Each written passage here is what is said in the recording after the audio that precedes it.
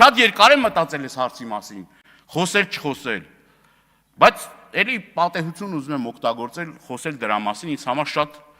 մի ցավոտ միջադեպի մասին։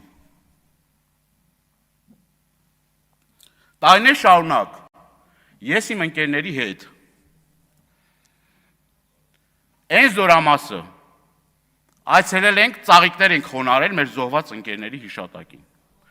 Տարիներ շարունակ այս տարի ապիկարությունը հասել այն մասշտաբի, որ ինձ արգելել են մտնել զորամաս իմ ընկերների հիշատակի ծաղիկներ խոնարհելու, ասելով, որ այս մարդը եթե ձեզ հետ է,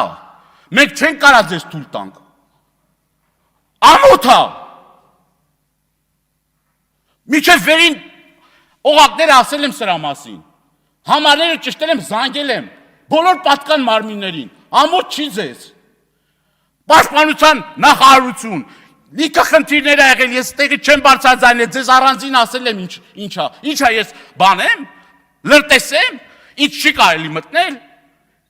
Իմ ընկերներին, որ Ամերիկայից էին եկել, Ռուսաստանից, պատերազմի մասնակից, իմ պատճառով չէին թողնում մտնել, զորամաս ծաղիկներ խոնարհել։ Այս էլ խու բան հարց չի։ Գիտենք առավոտից իրիկուն հետևում եք մեզ, ես իմ չգիտեմ այդ սոնցացերում ինչ, չգիտեմ ինչ տեղատարապ ասես հնչում այ, ես իմ չգիտեմ ընտանիքի անդամներին եւ այլ, բայց գոնե թե այդ հարցով, կրկնում եմ, չեմ ուզում ստե անուններ տալ, բոլորը տեղյակ են եղել դրա մասին։ Իմ ընկերները հրաժարվեցին մտնել զորամասի տարածք։ Ծաղիկները տվել ենք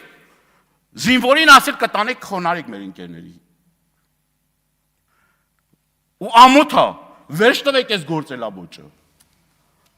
Ինձ եք ուզում այդ իմ ընկերների առջև ամոթով թողել։